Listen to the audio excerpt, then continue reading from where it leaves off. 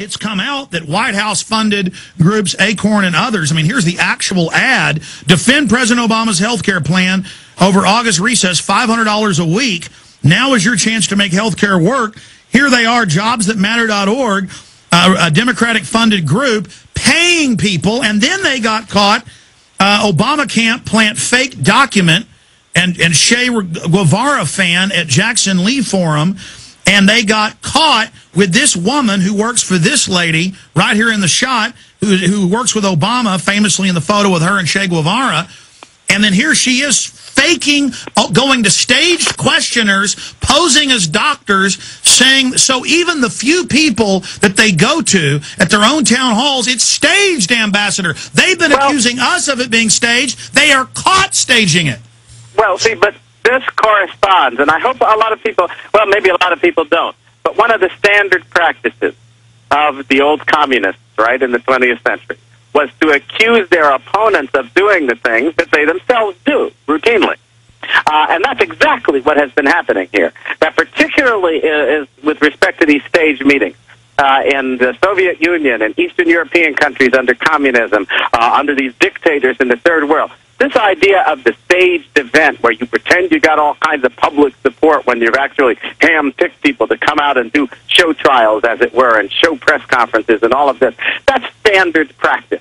These people are simply showing themselves to be exactly what they are, a bunch of leftists following the handbook of the communists, trying to impose this system on the people of the United States against our will, with lies and staged manipulations of perception and so forth, exactly as Alinsky and others have recommended to the left-wingers that they do. It also, of course, smacks of the tactics that were used during the era of the first National Socialist push, the right-wing National Socialists. We call them Nazis, right? And they had the same kind of approaches for manipulating politics and practiced the same effort to vilify their opponents and to dehumanize them in various ways with name-calling and junk like this, just as these people are now trying to pretend that anybody who looks at this on the basis of the facts, analyzes it in light of the ideology and what it's all about, calls what they're doing socialism. And you've had these people standing up and saying, well, that's racist. That's just a code word for race. What nonsense is this? Do they really think we're that stupid? Well, I mean, they clearly, Ambassador, and I want your opinion on this, it's cold-blooded. They know. They took all these well-meaning people that voted for Obama. I know a lot of rednecks around here in Texas did, to prove they weren't, racist, wanting to have, everybody live together in peace.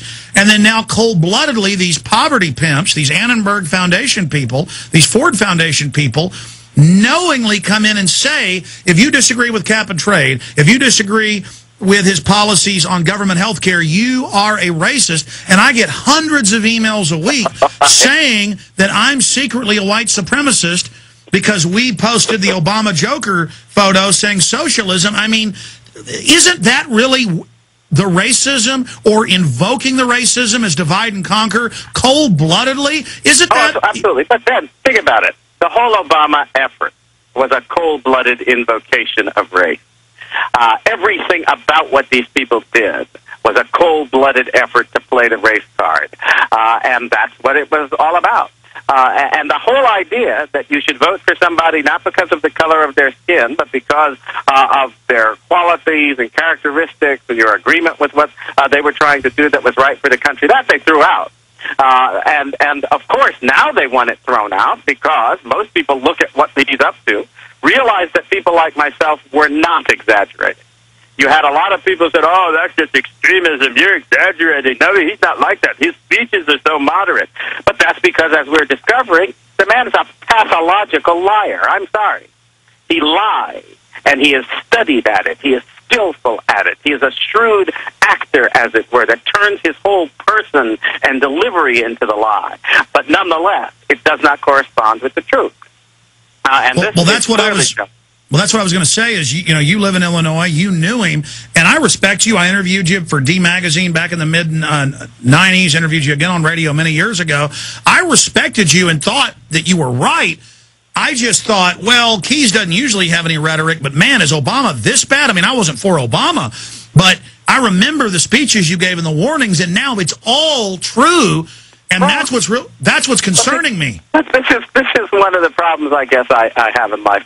I'm dealing with issues right now, whether it's the health care issue, the eligibility issue. People always try to pretend that there's some motive involved. I just try to look at things and call them as I see them. Based on the knowledge and experience that I've had, I try to clearly share with people conclusions that I think make sense. And that's what I tried to do in that case. And the facts were clear. And therefore, I feel that if you're a public person, you have an obligation to share that true understanding as best you can with the people that you're talking to. Well, since you gave those speeches and talked about him wanting to force abort babies, it's now been confirmed. Let's go over. You know this gentleman. You know who the president really is and who his controllers are. So let us in to your expertise on the other side. Ambassador Keyes is our guest. The New World Order beast is genetically modifying your food, mixing vegetables with animals, and now experimenting with viruses. Without a long-term food solution, you will have just two options: starve, or surrender. All canned food supplies will eventually run out. What then? Grow your own healthy food and feed your family forever. SurvivalistSeeds.com is now the nation's largest bulk heirloom seed company, and it's owned by a real patriot, Big John Lipscomb. You can now have an infinite amount of healthy vegetables like a watermelon, a bundle of carrots, or tomatoes for a little more than a penny each. SurvivalistSeeds.com. And now you can go into business with Big John at SurvivalistSeeds.com by becoming an affiliate. See his link at SurvivalistSeeds.com. Loyalty to liberty.blogspot.com. Ambassador Keyes, are there any other sites or books or materials? What's some of your latest work? The WorldNet Daily articles? For people that want to... The major outlets for what I write these days, the most important one is Loyal to Liberty. That's Loyal to Liberty, LOYALTOLIBERTY. You can also reach it, by the way, just by typing in AlanKeyes.com, ALANKEYES.com.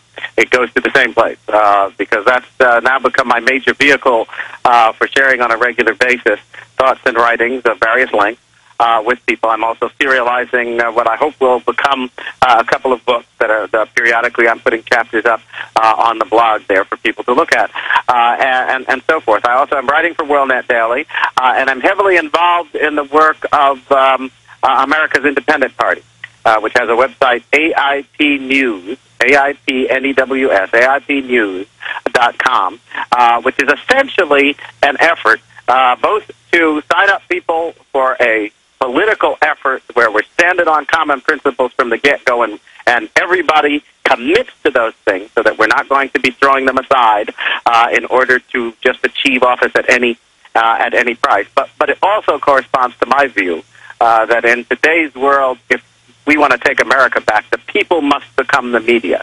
We must use the tools that are available so we're no longer relying on the corporate bought and paid for media outlets that now are working for some of these big business enterprises that are essentially the fellow travelers of the Obama socialists. And that more and more is happening, so they're openly saying with the hate crimes law and the cyberbullying that if something hurts someone's feelings, you're going to be federally charged. That's actually in the bills. I couldn't believe it, and especially the cyberbullying. So they're certainly coming after our free speech. They're not only saying it's socialism is racist, which is incredible race baiting in my opinion, and as you said, cold-bloodedly using it to drive a wedge, but they're now calling for the arrest of people that put up Obama posters on light poles, but Obama was in the Washington Post telling his supporters to put up his hope sign on stop signs, which is illegal. So just the level of hypocrisy. Well, I think, though, it goes beyond hypocrisy, because hypocrisy would imply that it's almost just a function of the circumstances or particular occasion. It's not.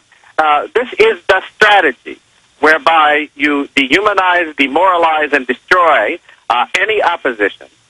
You build up your own camp so that they become the the exclusive access, really, to public opinion. And then you try to mobilize the force of law and law enforcement and the state, eventually including, of course, arresting and trying people and throwing them into jail or camp because they are dissenting from your policy. That's something that was systematically characteristic of these socialist regimes of the right and left, whether it's the Nazi regime or the old Soviet regime. These socialist regimes, all of them took this approach to politics. And, of course, they also adopted the famous Rahm Emanuel repeated dictum that you want to take advantage of a good crisis, right? And advance your agenda using it. And that, of course, includes manufacturing it if you don't have one. So that if you don't have a good crisis, you make one up, you cause one. I think that's one of the reasons why he's so irresponsible about